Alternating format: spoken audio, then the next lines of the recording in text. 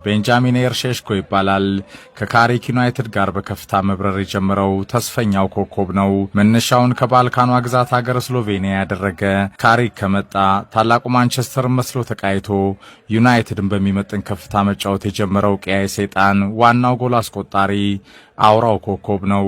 ሼሽኮ ግዙፍ ነው፣ ፈጣን ጨራሽ ነው፣ ሁለገብ የተዋጣለት ወጣትም ነው። እየተማረ እየጎለበተ ያለ ድንቅ ባለተሰጦ እንደ ዝላታን ባየር ይወናጨፋል። እንደ ሃላንድ ከላብራቶሪ ተጠናቆ ተሰርቶ የመጣ የጎል ቀበኛ ይመስላል።